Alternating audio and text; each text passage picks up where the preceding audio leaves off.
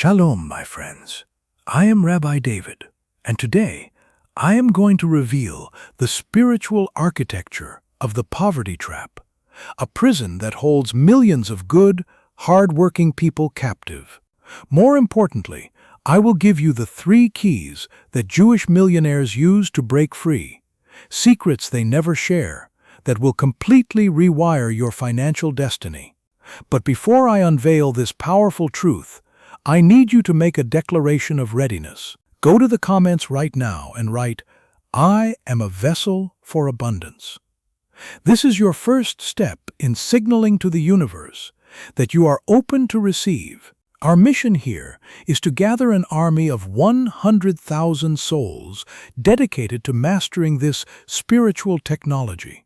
If you are ready to be one of them, subscribe to this channel now. And for those who are truly serious about accelerating their journey, for a limited time, I am opening the doors to the Torah Millionaire Business School for just $299. This is where I unveil the complete Torah wealth system. The doors are closing soon. The link is in the comments. Now, let's begin. I understand the feeling of being trapped, of running faster and faster just to stay in the same place. I know this because I lived it. There was a time, not too long ago, when from the outside I was a success. I was a rabbi with a thriving community, a 6-figure income, a beautiful family, but internally, I was a prisoner.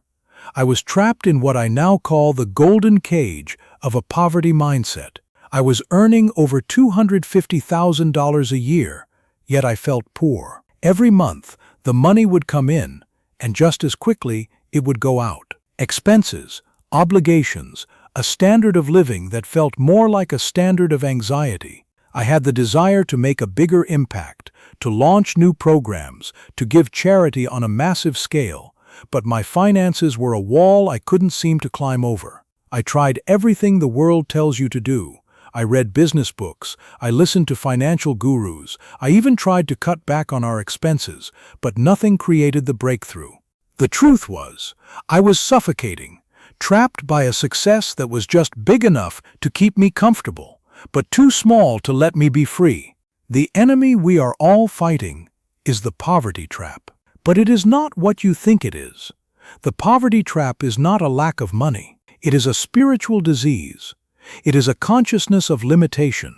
Its most dangerous feature is that it disguises itself as prudence, as responsibility. It's the insidious lie, whispered into our souls, that says, be grateful for what you have. Don't be greedy.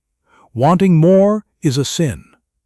The hidden mechanism of this enemy is that it makes you fear loss more than you desire growth. It keeps you playing defense with your life, trying to protect the little you have, instead of playing offense and creating the abundance you were born to command.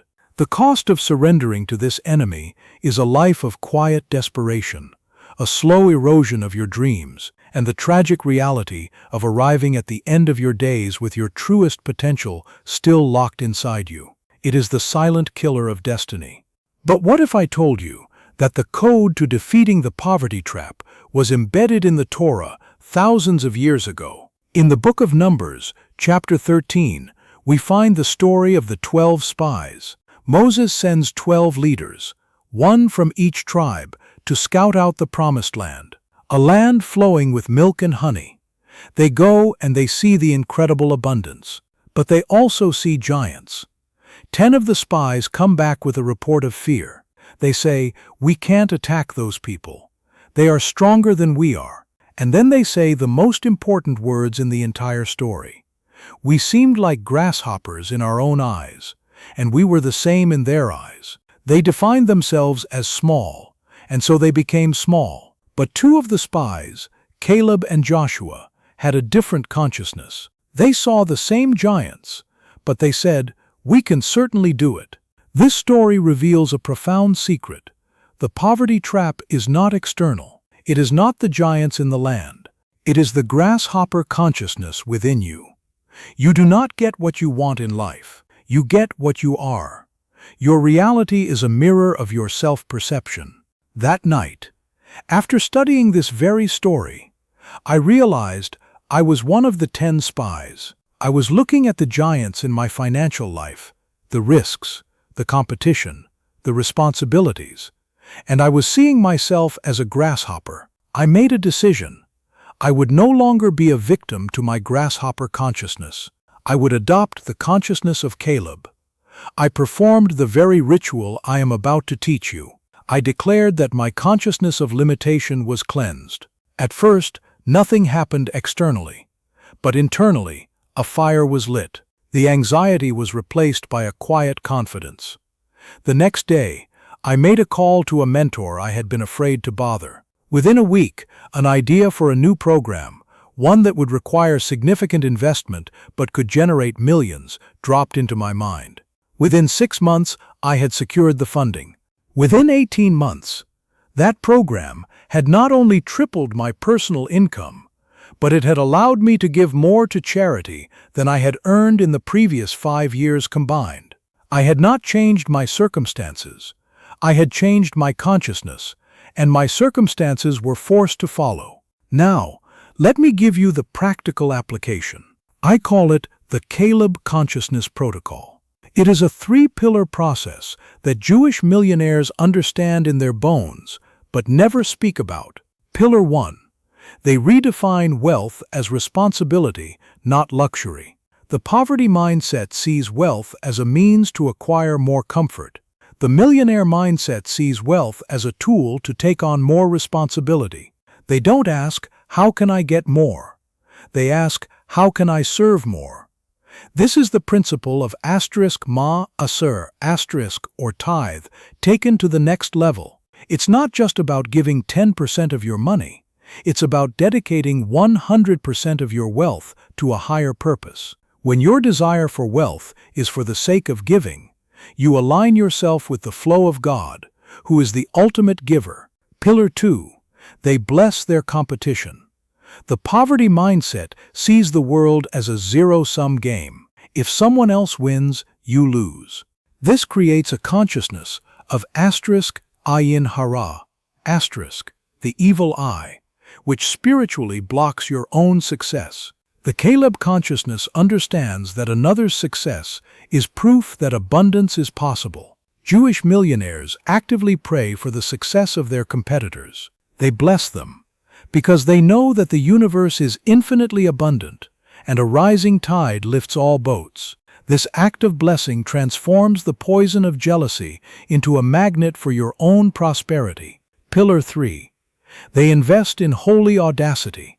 The 10 spies had humility. The 2 spies had *chutzpah, or audacity.